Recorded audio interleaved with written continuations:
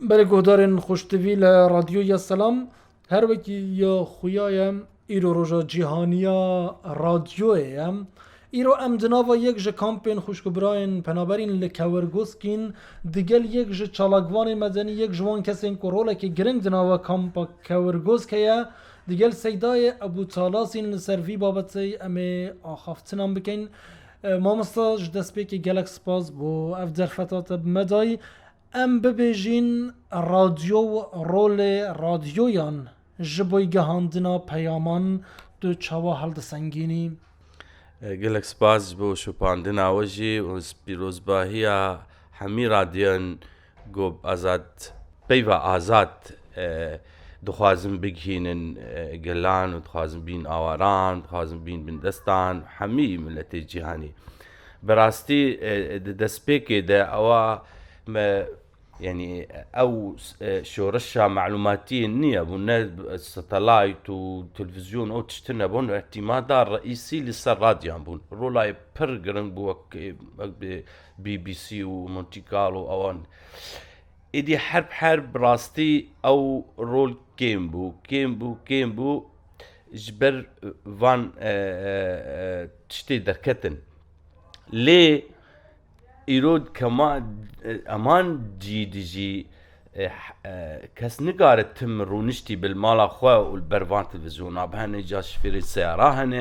هن إيه بسري هن إيه أوفيسا أو أنا جا البيان بندي چنه بندي ويراك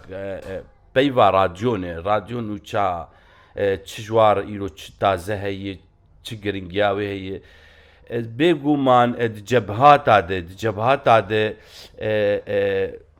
او لشقر نكار سيطلاي تاجي بخرب اواجي اعتماد سيرفانت ساي حارس حمتشت يعني قال لك رولا راديو از باوري دكم تجاري كيم نابه وتم رولا خبستينه اجا للسر او اكتيفيا وان بياميراد مينو قلتشلو كار بقي ملت وبلا بك فان وشي تازه يعني بله ما مستوقدن رادیو هر وکی تجی هندک آماجه پیدا نهام تلویزیون هیا روزنامه هیا سوشیال میدیا هیا یعنی تشتی نیدهن چوا رادیو دکاره رول خوا به باشی بپارزه بله براستی رادیو چمکی کاره بدنگی بگی هر کسی بگی هر مالی بگی هر شفیری بگی هر کسی ولاتیان لی دوی دسپیک به ایشاوی نزیکی ایشاوی به ایشه و چنه کارن ایشاوا بگینن جیجور هگر رادیو براسته خوگیان وان ولاتیان و پرسایشی وان کر و چو برسفا وان دا والله ام ایرو پنابر روجاوان هنه کامپا گوروگوز که ده مثلا ارزاقی وان تننه آن والله مستوصفا وان ناز نباشه آن گندلی هنک تید هیه هگر وان بپرسو بلا بکه و او باوری بهتر ببه چما تسر بریناوی سکن يعني انه سرچهاتي تم دسي خداتين سر برينا اما امنا مثلا او استقرار الجمة تنية ام بندا اختراعاتا وانشتابن ام بندي چلو بريني ما چاره سر ببرن شنو ايشي ما حريق سر ايشي ما بسكن يعني بله ما مستوقدن جوان سالن پنابریه آیا رادیو جی رول هبوه رول رادیو چوا بوه جبوی گهاندنا پیامین و والله من براستي اشتر بجم راديو او راديو السلام باش تشوبين ومقلق جرال الكامباجي دي بتايبت الكامبا غوروغوسكي اسباسيا ويدكم قلق يجي اسباسيا يدكم از بيهيفي ما هر بردوام بالسيرفي تشالك يا هاني وقارب براستي جي رولك بليزه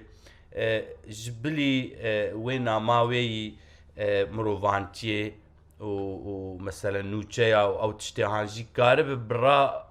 دنگي ما بگينه جيه جور دنگي بنابرا دوي بگيه جور قلك تشتهنه هي نگهشتن جور حتى انا مثلا تقريبا نزيكي صالك كورونا دركتيه كسك او بري ملت دچوش خورد شغلين بآزادي دچون ايش دكرن دچون كامبا سري 4 مانگا هات قاپات کرن چين هاب النهر كفس دركبون نكسبي او مصدر رزقي وان قطبو كسي تغطية نكر ما دخوست براستي تغطية شيء بكيو ام كمنظمات ناف دولتي بين كحكومتها مركزية عراقي بأركي خرابج بريبانا لم خابن كسب في أركي رانبو ام بهفين الراديو للسيرفا عن ستابسكن انه دوفي صالة كسي نكاري بالتغطية بكرا كسي دعم جورنا قدمان كسي باعتبار ايشي ونما بو بريندا نخوشي وبرببون ونكاربون زاروكك هي حاليا لبي كامبا هاني جبر نكاري بو بتشوا ممنوع بو استسحايا سري خستي شلل خستي شرين نكاري بدركه باش دربي كامبي بله ابايا وكي تحمل هاي مسؤوليه بك براستي دبي من السرفان برينا بسكن قال لك يشي معنا الي كاري داري ارزاق هذا ام بهيفينه وك راديا سلام وك منازكن راديك بيروزه جفان ايشا بيجي نجور قاربه في دنگی هانه بیجه تشتن هنه مروفانتی دوی کس دوجهید نسکن دوی دری نتن بگرتن حالات شواز هنه دوی اوانا نت قوانین آدبن ده هر دساتیر دنیای هنه داد هنه القوانين الفوق الدستورية تشلو عادات المهنة تقاليد المهنة تنكار بقيدين بدستورات شبكي جبر فيكي أبهي فيما راديو السلام كاربه چه ايش چه دنگ چه قيرين چه هواري مهبه كاربه بگيني جي و عزيز باسيات جيب بله مامستا ابو تالاز چالاک وانی مدنی گلک سپاس بو وان پیوین گرن گلک سپاس سچا